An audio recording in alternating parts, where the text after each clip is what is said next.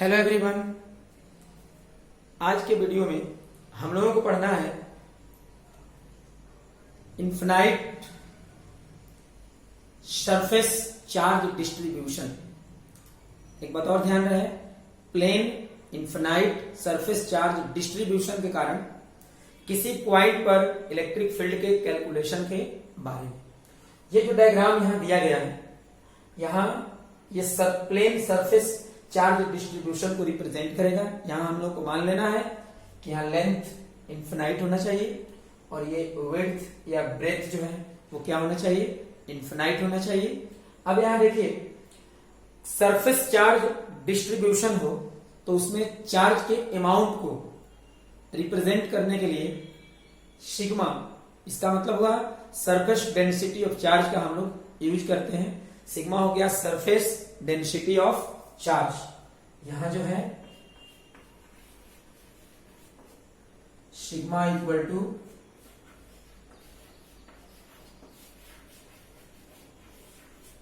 Surface density of charge. अब थोड़ा समझ लें हम लोग, ये सरफेस डेंसिटी ऑफ चार्ज क्या है। सरफेस डेंसिटी ऑफ चार्ज का मतलब होता है amount of charge distributed in unit area of a surface charge distribution is known as surface density of charge. ये सरफेस डेंसिटी ऑफ चार्ज पहले मैं आप लोगों को बता चुका हूं, जब पढ़ा रहे थे डिस्ट्रीब्यूशन ऑफ चार्ज, तब सरफेस डेंसिटी ऑफ चार्ज की चर्चा की गई थी। ठीक है, तो देखिए यहां सरफेस डेंसिटी ऑफ चार्ज कैसे निकालते हैं। सिग्मा इक्वल टू होता है क्यू अपॉन ए। कैसे, किसी सरफेस के मान लेते हैं ए एरिया में अगर क्यू चार्ज हो तो यूनिट एरिया में क्यू अपॉन ए चार्ज होगा।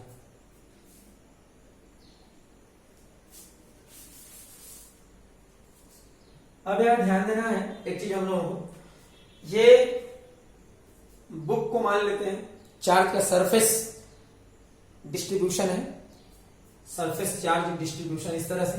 तो अगर हम इधर से खड़े होकर देखते हैं सामने से तो पूरा ये सरफेस दिखेगा, लेकिन इसी को अगर इधर से देखा जाए, ऐसे इधर से खड़ा होकर देखते हैं इस तरफ से, या इसी को अगर ऐसे खड़ा कर दें इस तरह से, तो देखिए क्या दिखेगा, केवल दिखेगा ये लगेगा एक लाइन है ऐसा। तो ये भी सरफेस चार्ज डिस्ट्रीब्यूशन है और ये भी सरफेस चार्ज डिस्ट्रीब्यूशन है। ये साइड, ये जो है साइड से देखा गया किनारे से, ये साइड व्यू है ये इस तरह से। तो हम लोग अपने कैलकुलेशन में सुविधा हो इसके लिए हम ये कंसीडर नहीं करेंगे, इसी को कंसीडर करते हुए और यहां इलेक्ट्रिक फील्ड का कैलकुलेशन हम लोग करेंगे। तो यहां देखिए, जब भी हम लोग गॉसेज लॉ के एप्लीकेशन से कैलकुलेशन करना होता है इलेक्ट्रिक फील्ड के बारे में, तो सबसे पहले क्या करते हैं, सबसे पहले हम लोगों को लेना होता है गॉसियन सरफेस। और गॉसियन सरफेस का शेप इस तरह से लेना होगा कि प्रिंसिपल ऑफ सिमेट्री का एप्लीकेशन आसानी से हम लोग कर सके। तो यहां देखिए, यहां भी गॉसियन सरफेस जो हम लोग लेंगे वो होना चाहिए सिलिंड्रिकल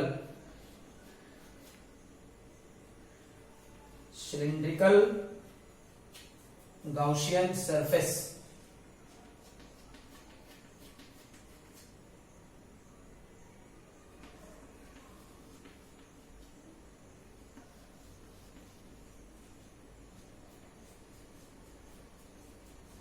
देख लीजिए, ये हुआ सिलिंड्रिकल गॉसियन सरफेस। ये किसी भी सिलेंडर में कितने पार्ट होते हैं, 3। First flat face, second flat face और ये कर्व पार्ट। तो यहां इस फ्लैट फेस का सरफेस एरिया मान लेते हैं ए, इधर भी सरफेस एरिया कितना मान लेते हैं ए। एक और बात ध्यान देना है, ये चार्ज के, ये जो सरफेस चार्ज डिस्ट्रीब्यूशन है, यहां से आर डिस्टेंस पर अगर राइट साइड वाला फ्लैट फेस है तो लेफ्ट साइड वाला फ्लैट फेस भी आर डिस्टेंस पर ही हम लोग लेंगे, जिससे कि प्रिंसिपल ऑफ सिमेट्री का एप्लीकेशन आसानी से कर सके।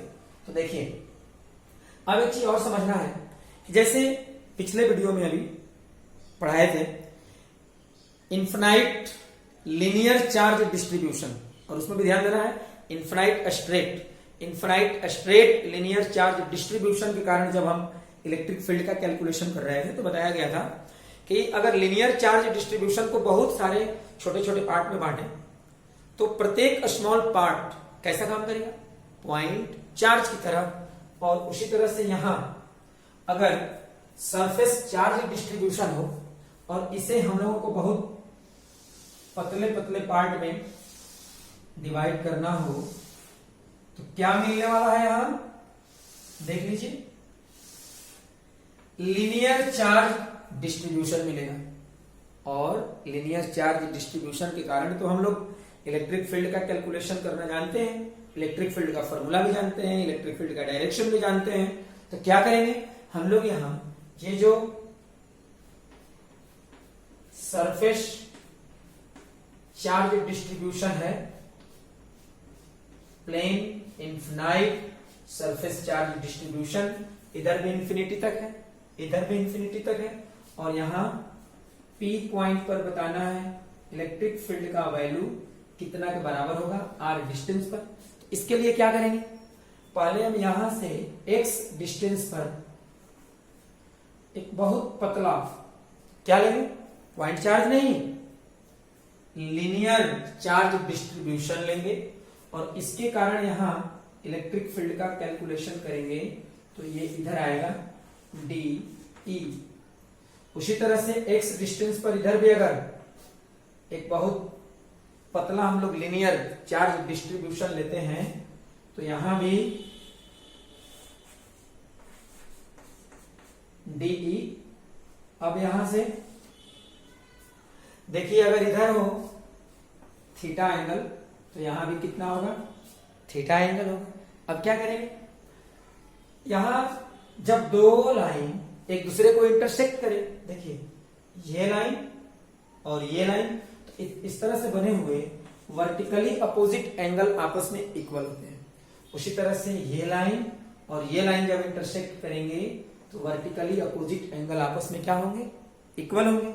अब यहां से कंपोनेंट में डिवाइड करेंगे डीई, तो ये क्या हो जाएगा डीई कॉस थीटा, और इधर हो जाएगा डीई साइन थीटा। उसी तरह से यहां देखिए डीई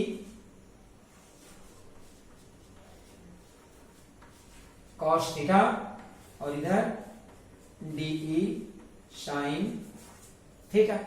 अब हम ऐड करेंगे, देखिए पहले तो डीई तो कैंसिल हो गया, क्यों खत्म हो, कैंसिल नहीं हुआ, ये खत्म हो गया, क्यों, क्योंकि डी को दो कंपोनेंट में डिवाइड कर दिए, D cos theta D sine theta, इधर भी डी को D cos theta D sine theta.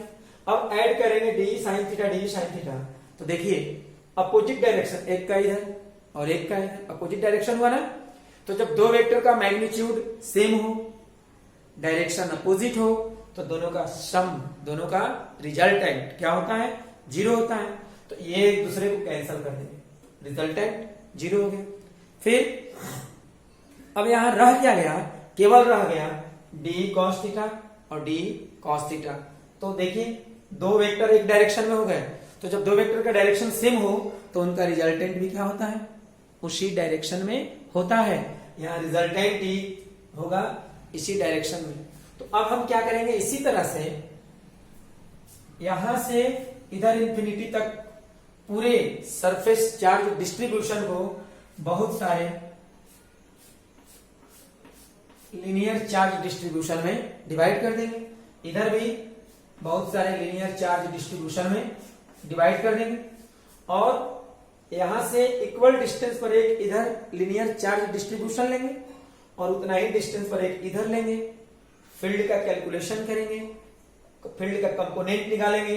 तो इधर वाला और इधर वाला तो एक दूसरे को कैंसिल कर देंगे, केवल रह जाएगा यहां इधर वाला कंपोनेंट। तो सबको जब ऐड करेंगे पूरे सरफेस चार्ज डिस्ट्रीब्यूशन के कारण, तो यहां पर जो फील्ड का डायरेक्शन आएगा किधर आएगा, इधर की ओर आएगा। इसका मतलब यह हुआ कि कहीं भी अगर कोई सरफेस चार्ज डिस्ट्रीब्यूशन हो, ठीक है, और plane surface charge distribution infinite dimension का, और उसके कारण इलेक्ट्रिक फील्ड का कैलकुलेशन करना हो, तो इलेक्ट्रिक फील्ड का जो डायरेक्शन होता है सरफेस चार्ज डिस्ट्रीब्यूशन के परपेंडिकुलर होगा और उससे अवे दूर होगा। कब? अगर पॉजिटिव चार्ज का डिस्ट्रीब्यूशन हुआ है तब। अगर यहां नेगेटिव चार्ज का डिस्ट्रीब्यूशन होता तो यहां सरफेस चार्ज डिस्ट्रीब्यूशन के परपेंडिकुलर तो होता, लेकिन उसी के ओर होता, towards the surface charge distribution होता है, ठीक है।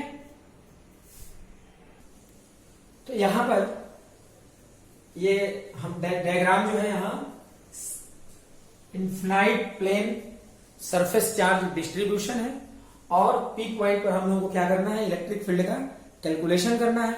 अभी समझाया गया है कि infinite plane surface charge distribution हो तो उसके कारण कहीं भी आप निकालोगे फील्ड का डायरेक्शन तो सरफेस चार्ज डिस्ट्रीब्यूशन के परपेंडिकुलर होगा और उससे अवे होगा।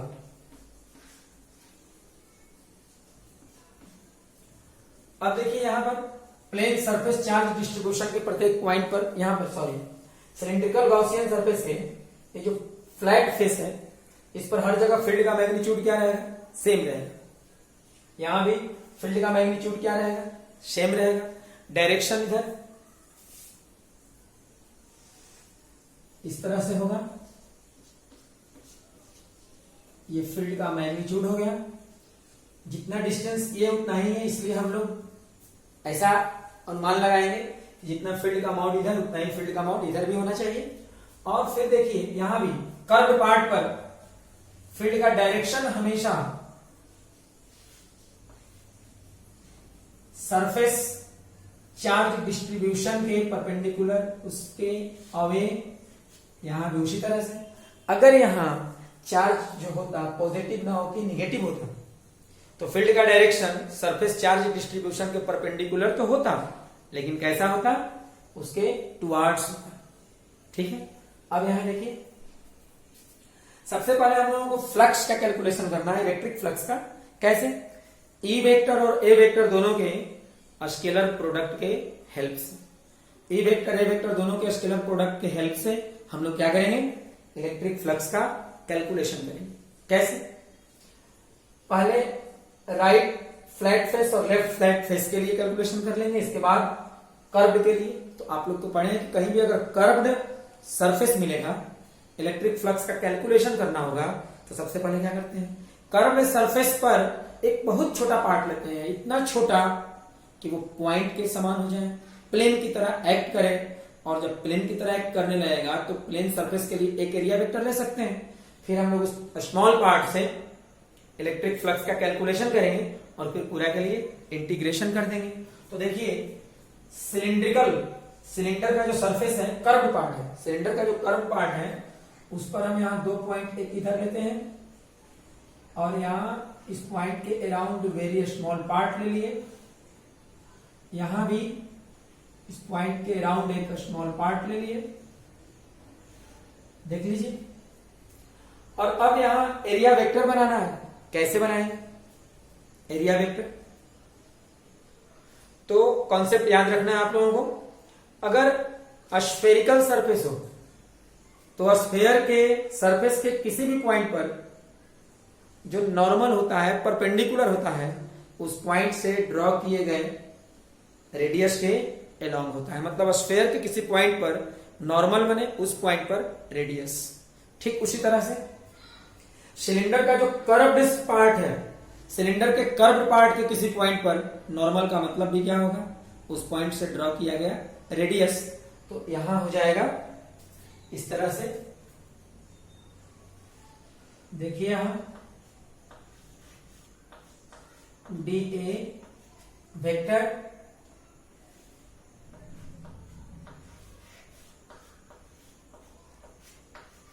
डी ए वेक्टर, फिर बताएंगे आप लोग ई वेक्टर और डी ए वेक्टर दोनों क्या है, परपेंडिकुलर। ये केवल इस एक पॉइंट के लिए नहीं है, सिलेंडर का कोई भी जो कर्व पार्ट है, सिलेंड्रिकल गॉसियन सरफेस के कर्व पार्ट पर कोई भी पॉइंट लेंगे, हर पॉइंट पर ई वेक्टर और ए वेक्टर दोनों एक दूसरे पर क्या होंगे, परपेंडिकुलर हो जाएंगे।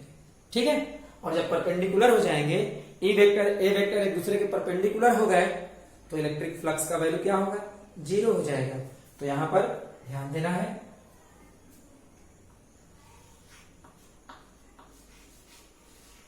Since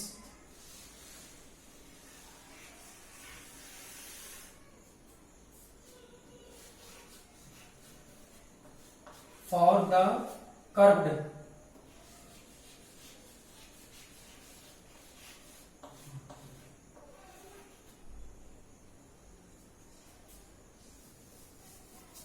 for each point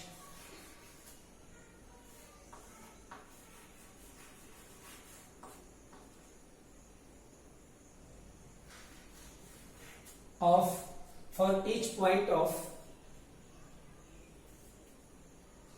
curved part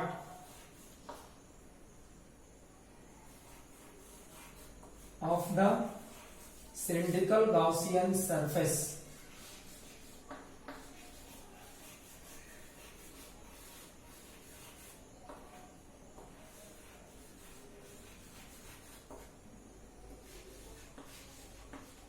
cylindrical Gaussian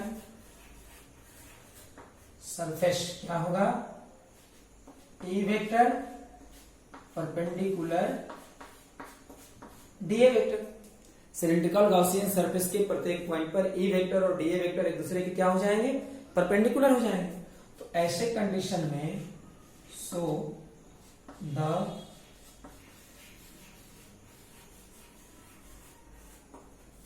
electric flux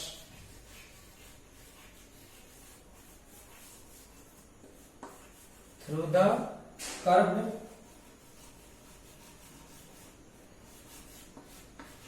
part, electric flux through the curved part of the cylindrical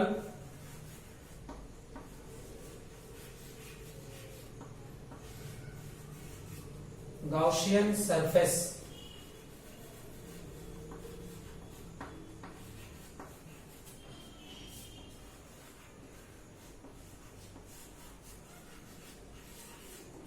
क्या कहेंगे, phi C equal to 0।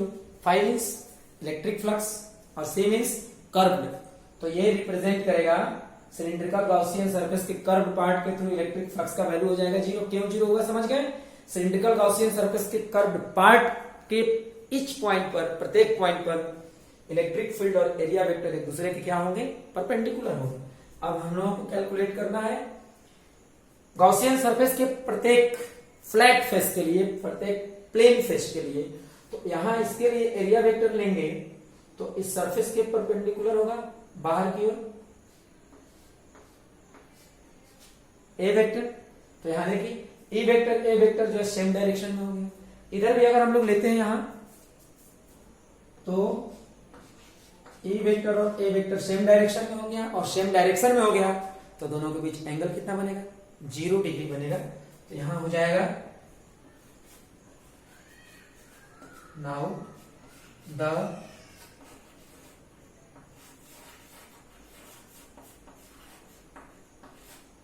Electric flux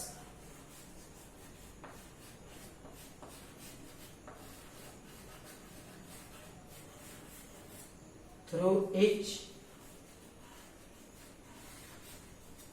flat face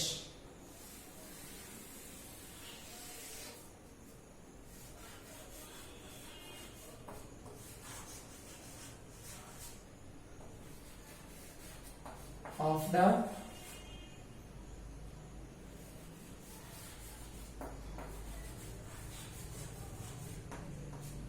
cylindrical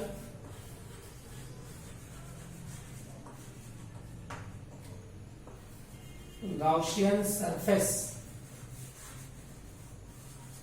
देखिए phi L equal to phi R. अब कहिएगा L और are क्या है?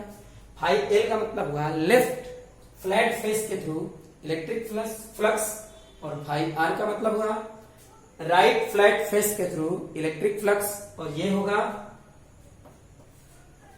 E into A into cos 0 degree, phi L equal to phi R equal to E A into 1, और फिर equal हो जाएगा phi L equal to phi R E into A. ये हो गया। अब हम कैलकुलेट करेंगे पूरे सिलिंड्रिकल गॉसियन सरफेस के थ्रू टोटल इलेक्ट्रिक फ्लक्स। कैसे निकालेंगे? तो हम गॉसियन सरफेस के 3 पार्ट्स हैं, left flat face, right flat face और कर्व्ड पार्ट, तीनों के थ्रू इलेक्ट्रिक फ्लक्स कैलकुलेट कर चुके हैं। ऐड कर देंगे तो टोटल इलेक्ट्रिक फ्लक्स का कैलकुलेशन हो जाएगा। तो अब यहां क्या करना है हम लोगों को? लिखना होगा now comma the total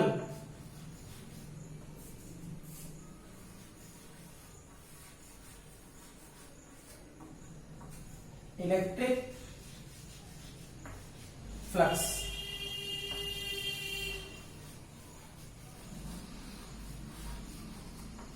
through the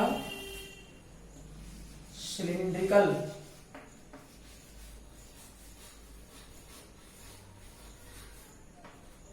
Gaussian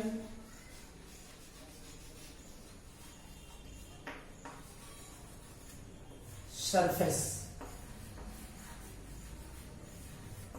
क्या करेंगे? फाई टोटल इक्वल टू, देखिए लेफ्ट फ्लैट फेस के through electric flux plus right flat face के through electric flux plus curved part के थ्रू इलेक्ट्रिक फ्लक्स। अब यहां phi total equal to E into A plus E into A plus 0, और यहां होगा phi total equal to 2 into E into A, equation first. तो अभी हम लोग क्या किए, जो सिलिंड्रिकल गॉसियन सरफेस है उसके थ्रू टोटल इलेक्ट्रिक फ्लक्स का कैलकुलेशन किए, इलेक्ट्रिक फील्ड और एरिया वेक्टर के स्केलर प्रोडक्ट के कॉन्सेप्ट से, और कितना आया 2 इंटू ई इंटू ए। अब हम लोग जो कैलकुलेशन करेंगे गॉसेज लॉ के थ्रू, एक बार फिर से हम लोगों को गॉसियन सरफेस के थ्रू टोटल इलेक्ट्रिक फ्लक्स का कैलकुलेशन करना होगा। तो देखिए यहां लिखना चाहिए हम लोगों को, क्या लिखेंगे? From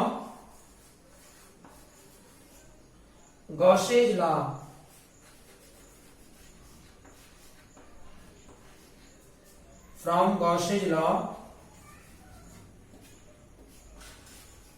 the total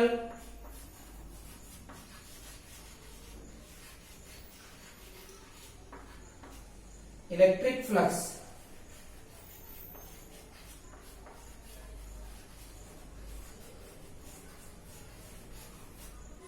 through the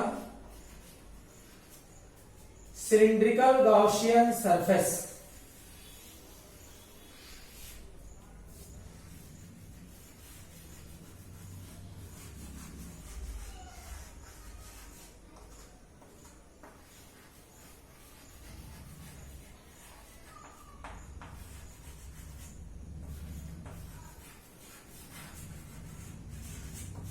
क्या करें?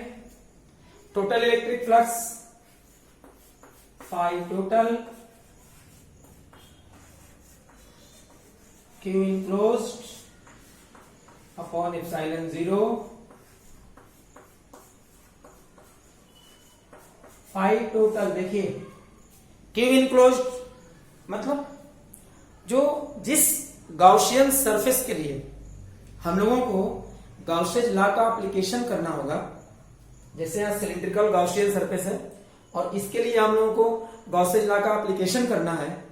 इस सिलिंड्रिकल गॉसियन सरफेस के अंदर टोटल कितना चार्ज है, नेट चार्ज, यही हम लोगों को यहां लिखना होगा। कैसे निकालेंगे? तो देखिए, सिलिंड्रिकल गॉसियन सरफेस का क्रॉस सेक्शनल एरिया यही है ना, कितना है ये? Capital A.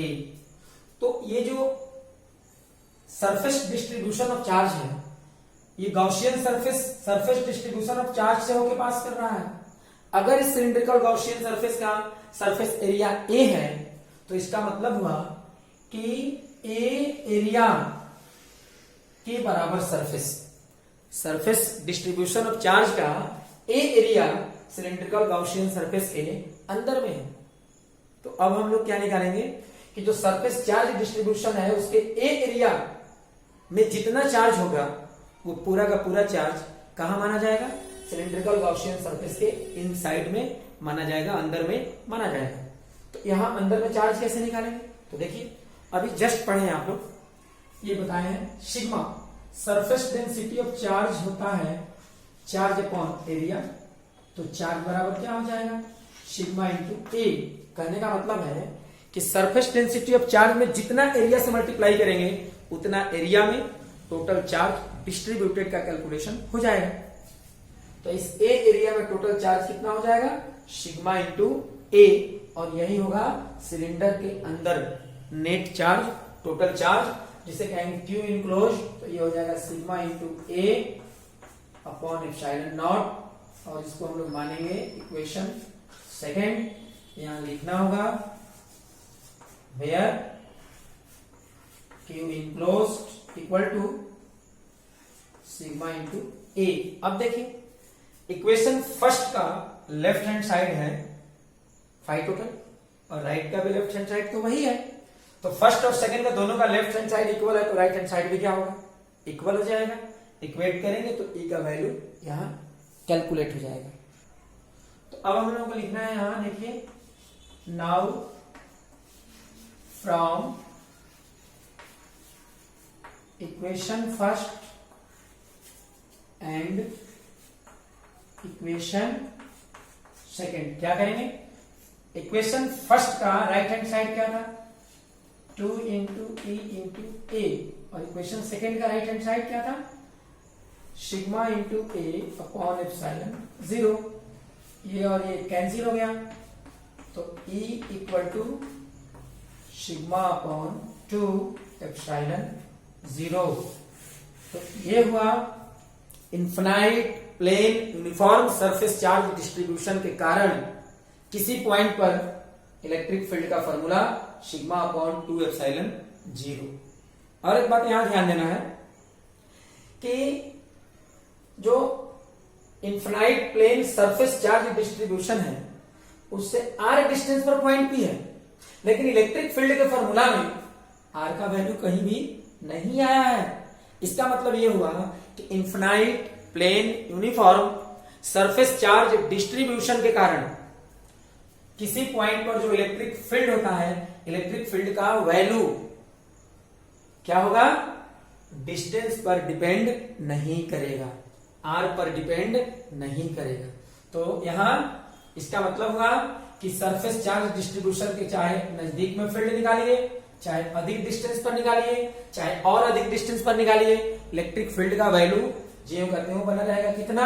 Sigma upon 2 epsilon not के बराबर। ये ऑब्जेक्टिव टाइप क्वेश्चन में पूछा जाता है।